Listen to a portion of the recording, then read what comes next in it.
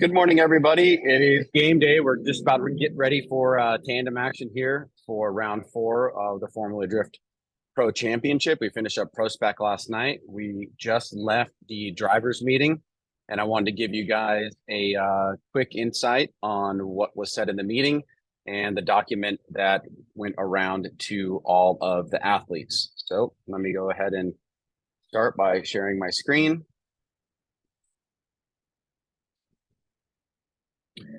So obviously this is a much more simplistic track.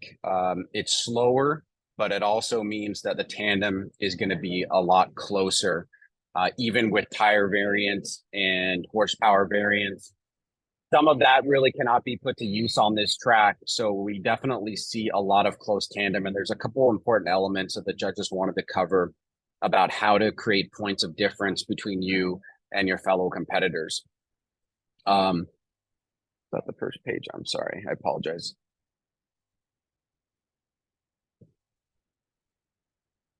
So the first thing is that there were some minor changes to the track. There were additional markers that were added on the fence for increased visibility.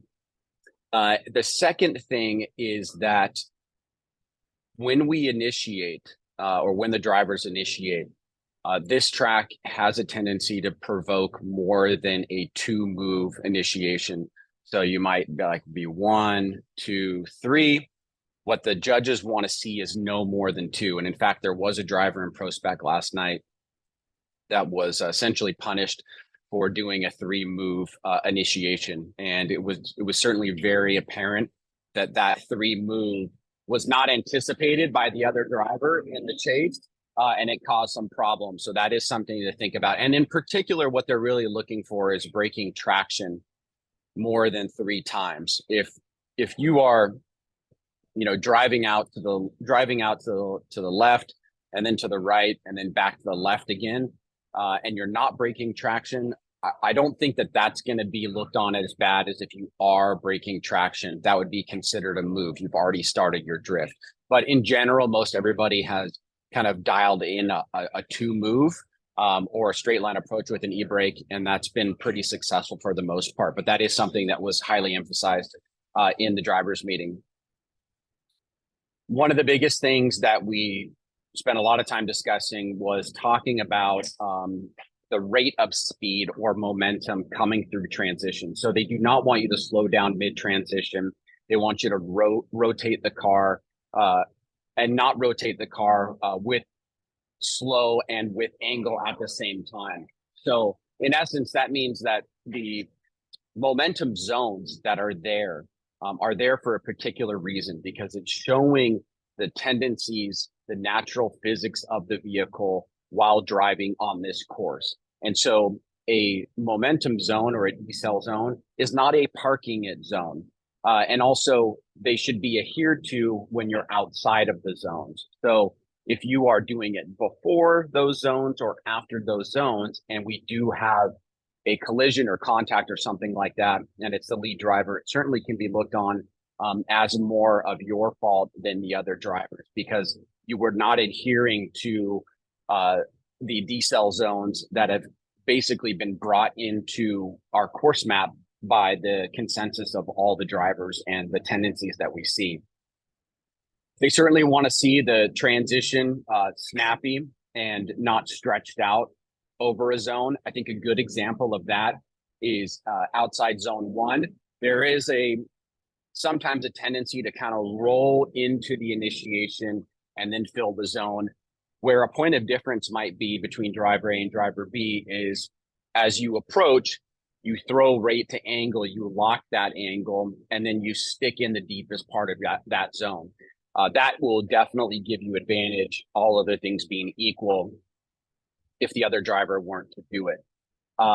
Filling outside zone 1 and outer zone 2 from the start. So what was underlined there was there were some drivers in practice and also in competition that were either getting into the zone late or leaving the zone early. And that can cause some problems, especially for the chase driver, if they can't anticipate that fast enough, because you might be taking a shallower line, you might be taking a quicker line to that zone. and trying to create a gap, whether or not it was intentional. So drivers that are not filling the zones completely, all other things being equal with the other driver, is going to look down as a negative. And that can be pretty intuitive for everybody. Chase cars mimic the line and angle. So because this track tends to cater to very close proximity, the judges really do want to see the mimicking effect taking place. That is going to be something that's going to give you an advantage over the other driver. And there is a tendency, especially if the car is too gripped up, to come alongside the driver, maybe drive with lower angle, and the car comes out in front of the lead car. And while that looks really cool because it's so close, that's not the kind of driving they want to see. And if you, in your chase position, were able to stay alongside the door or right below the front wheels and have that same angle and that mimic effect, that's going to be better overall. Obviously, you know, the finish line here can get kind of crazy. They want to see you unwinding the car after the finish line and not slamming on the brakes, and drive and don't drift back to the start line. So, I mean, that's not really a competition thing in terms of judging, but that is something that we want to try to avoid: unnecessary collisions. I'd like to share with you now this other bit that I think is really important at this track in particular. And this has to do with how different approaches in proximity are viewed at a track where proximity happens a lot. So on the top part, you see ideal, the middle part is a compromise, and the bottom is poor. Now, each of those three, I don't know if that's blocking your view, so I'm just going to move this over.